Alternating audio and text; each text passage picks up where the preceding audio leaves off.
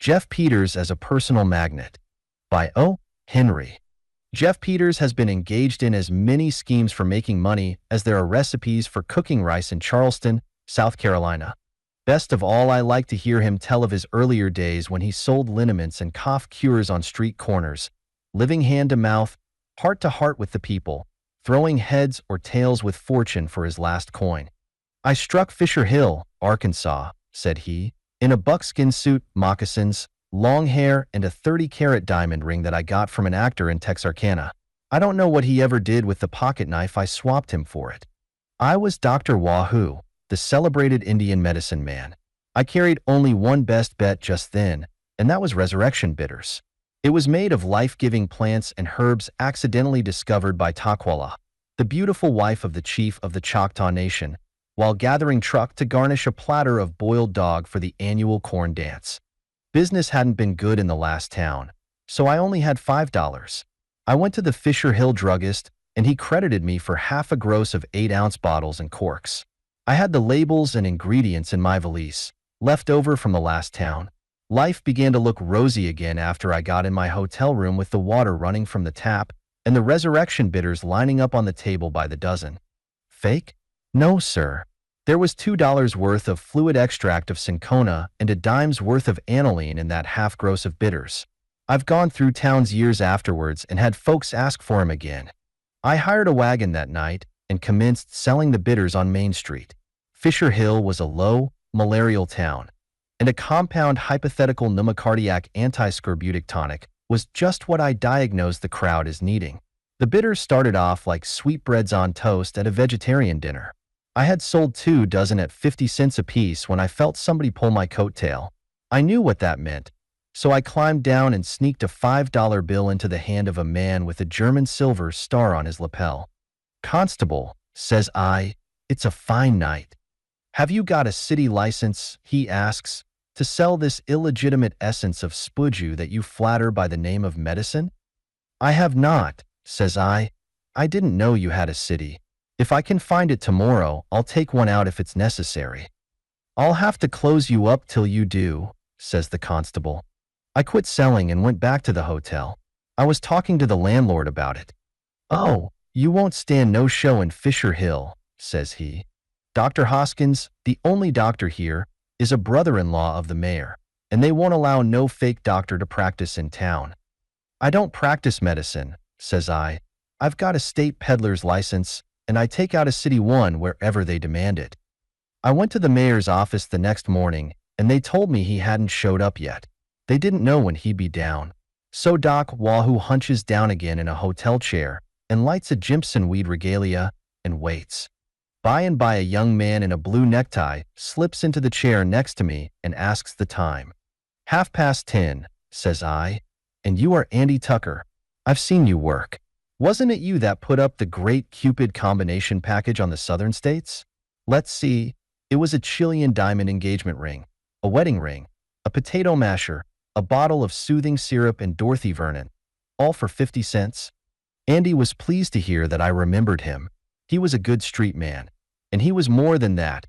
He respected his profession, and he was satisfied with 300% profit. He had plenty of offers to go into the illegitimate drug and garden seed business, but he was never to be tempted off of the straight path. I wanted a partner, so Andy and me agreed to go out together. I told him about the situation in Fisher Hill and how finances was low on account of the local mixture of politics and jalap. Andy had just got in on the train that morning. He was pretty low himself and was going to canvass the whole town for a few dollars to build a new battleship by popular subscription at Eureka Springs. So we went out and sat on the porch and talked it over. The next morning at 11 o'clock, when I was sitting there alone, an Uncle Tom shuffles into the hotel and asked for the doctor to come and see Judge Banks, who, it seems, was the mayor and a mighty sick man. "I'm no doctor," says I. "Why don't you go and get the doctor?" "Boss," says he, "Doc Hoskins done gone 20 miles into country to see some sick persons. He's the only doctor into town, and Massa Banks powerful bad off. He sent me to ask you to please, Sue, come." "As man to man," says I, "I'll go and look him over." So I put a bottle of resurrection bitters in my pocket and goes up on the hill to the mayor's mansion, the finest house in town, with a mansard roof and 2 cast-iron dogs on the lawn. This Mayor Banks was in bed all but his whiskers and feet. He was making internal noises that would have had everybody in San Francisco hiking for the parks. A young man was standing by the bed holding a cup of water. "Doc," says the mayor, "I'm awful sick. I'm about to die. Can't you do nothing for me?" "Mr. Mayor," says I, "I'm not a regular preordained disciple of S.Q. Lapius. I never took a course in a medical college," says I. "I've just come as a fellow man to see if I could be off assistance." "I'm deeply obliged," says he. "Doc Wahoo, this is my nephew, Mr. Biddle. He has tried to alleviate my distress, but without success." "Oh lordy. Ow ow ow," he sings out. I nods at Mr. Biddle and sets down by the bed and feels the mayor's pulse. "Let me see your liver, your tongue. Says I. Then I turns up the lids of his eyes and looks close at the pupils of him. "How long have you been sick?" I asked. "I was taken down, ouch, last night," says the mayor. "Gimme something for it, Doc, won't you?" "Mr. Fiddle," says I, "raise the window shade a bit, will you?" "Biddle," says the young man, "do you feel like you could eat some ham and eggs, Uncle James?" "Mr. Mayor," says I, after laying my ear to his right shoulder blade and listening, "you've got a bad attack of superinflammation of the right clavicle of the harpsichord." "Good Lord," says he with a groan, "can't you rub something on it, or set it or anything?" I picks up my hat and starts for the door. "You ain't going, Doc," says the mayor with a howl. "You ain't going away and leave me to die with this superfluity of the clapboards, are you?" "Common humanity, Dr. Woha," says Mr. Biddle, "ought to prevent your deserting a fellow human in distress." "Dr. Wahoo, when you get through plowing," says I, and then I walks back to the bed and throws back my long hair. "Mr. Mayor," says I, "there is only one hope for you. Drugs will do you no good. But there is another power higher yet, although drugs are high enough," says I. "And what is that?" says he. "Scientific demonstrations," says I. "The triumph of mind over sarsaparilla, the belief that there is no pain and sickness except what is produced when we ain't feeling well. Declare yourself in arrears. Demonstrate." "What is this paraphernalia you speak of, Doc?" says the mayor. "You ain't a socialist, are you?" "I am speaking," says I, "of the great doctrine of psychic financiering, of the enlightened school of long-distance, subconscientious treatment of fallacies and meningitis, of that wonderful indoor sport known as personal magnetism." "Can you work it, Doc?" asks the mayor. "I'm one of the sole sanhedrims and ostensible hooplas of the inner pulpit," says I. "The lame talk and the blind rubber whenever I make a pass at him. I am a medium, a coloratura hypnotist, and a spirituous control. It was only through me at the recent seances at Ann Arbor that the late president of the Vinegar Bitters Company could revisit the earth to communicate with his sister Jane. You see me peddling medicine on the street," says I, "to the poor. I don't practice personal magnetism on them. I do not drag it in the dust," says I, "because they haven't got the dust." "Will you treat my case?" asks the mayor. "Listen," says I, "I've had a good deal of trouble with medical societies everywhere I've been. I don't practice medicine, but, to save your life, I'll give you the psychic treatment if you'll agree as mayor not to push the license question." "Of course I will," says he. "And now get to work, Doc, for them pains are coming on again. My fee will be $250, cure guaranteed in 2 treatments," says I. "All right," says the mayor. "I'll pay it. I guess my life's worth that much." I sat down by the bed and looked him straight in the eye. "Now," says I, "get your mind off the disease. You ain't sick. You haven't got a heart or a clavicle or a funny bone or brains or anything. You haven't got any pain. Declare error. Now you feel the pain that you didn't have leaving, don't you?" "I do feel some little better, Doc," says the mayor, "darned if I don't. Now state a few lies about my not having this swelling in my left side, and I think I could be propped up and have some sausage and buckwheat cakes." I made a few passes with my hands. "Now," says I, "the inflammation's gone.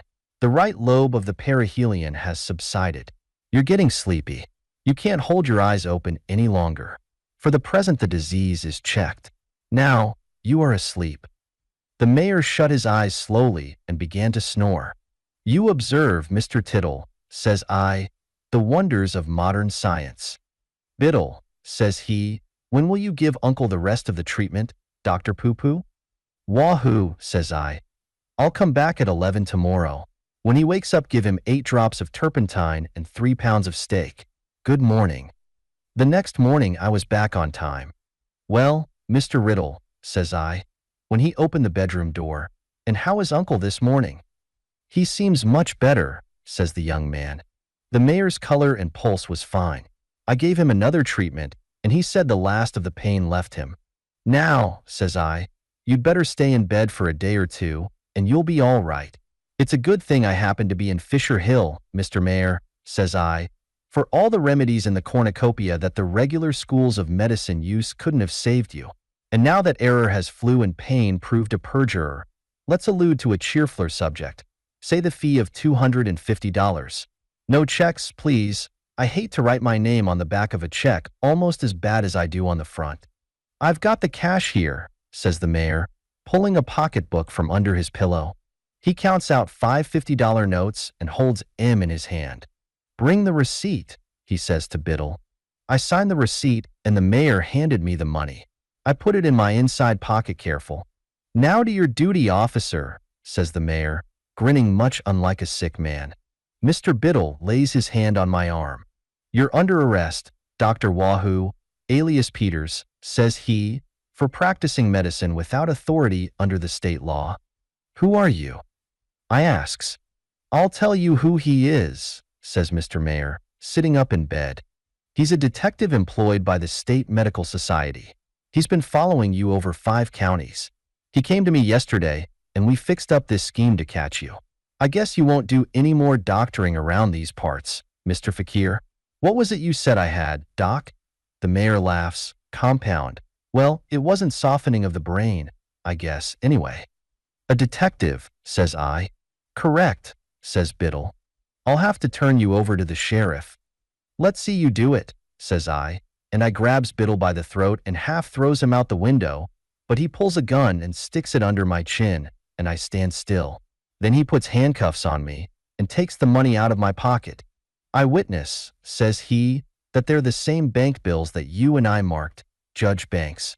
I'll turn them over to the sheriff when we get to his office, and he'll send you a receipt. They'll have to be used as evidence in the case. All right, Mr. Biddle, says the mayor. And now, Doc Wahoo, he goes on. Why don't you demonstrate? Can't you pull the cork out of your magnetism with your teeth and hocus-pocus them handcuffs off? Come on, officer, says I, dignified. I may as well make the best of it. And then I turns to old Banks and rattles my chains. Mr. Mayor, says I, the time will come soon when you'll believe that personal magnetism is a success, and you'll be sure that it succeeded in this case too. And I guess it did. When we got nearly to the gate, I says, we might meet somebody now, Andy. I reckon you better take him off and, hey? Why, of course it was Andy Tucker. That was his scheme. And that's how we got the capital to go into business together.